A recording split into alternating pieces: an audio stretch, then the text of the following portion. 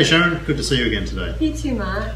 Today we're going to talk about a topic which is fair doesn't mean equal. Oh, Mark, so if fair doesn't mean equal, what does it mean? Well, my question is, do you believe that in some situations what is fair is to actually allocate uneven amounts to different children? Well, I'm sure some people do, but why is this an important topic?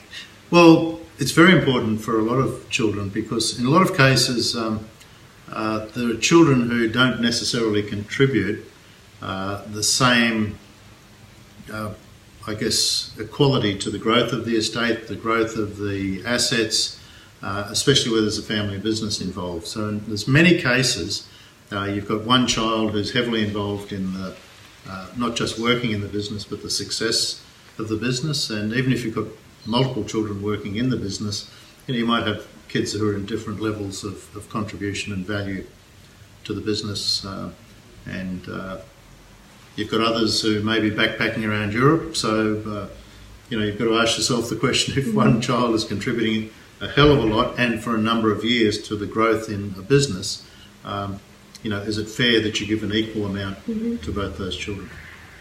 Yeah, this makes a lot of sense. So what are the important factors we should take into consideration?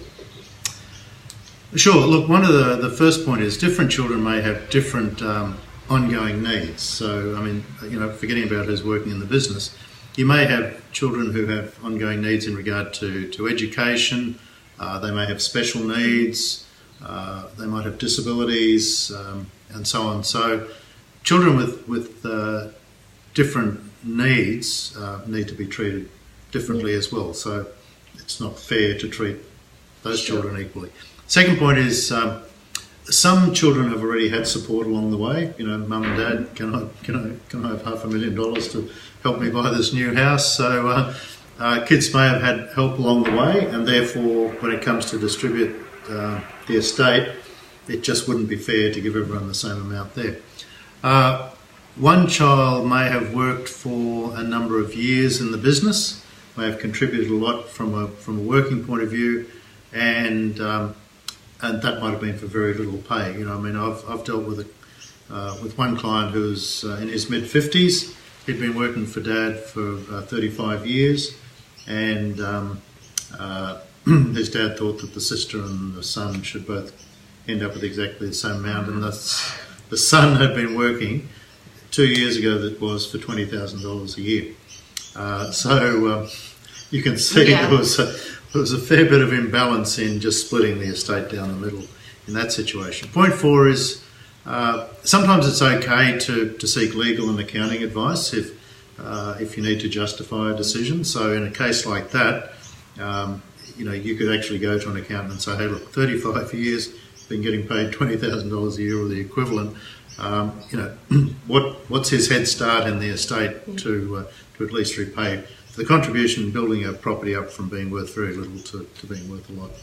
Now, and the final thing is, point 5 is you really need to make sure though you communicate the outcomes that you're going to look for and the reasons for those outcomes. And we talk about this a lot, shown in these videos, is communication's a really important part of the whole process. So if you're creating an estate which is fair but not equal, then make sure you've had conversations along the way about that.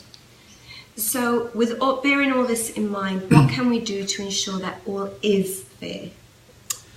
Well, the key thing is making sure you go through what we call our legacy intent questions and understand from your heart what it is you want for each of your children, and then put on your logical hat and say, okay, we might want fairness for our kids, but the truth is, when my son came into the business, it was worth $200,000. Today it's worth $10 million. A lot of that is because of the work, the years and the contribution and the management of that business. So we need to be uneven, but we need to be fair. So it's about thinking through, understanding what the logical questions are, but also thinking through the emotional and mixing the two together. Okay. So in summary, Mark, what outcomes can be expected if we choose to ignore this topic, opposed to if we engage your services? Look, thanks, Sharon.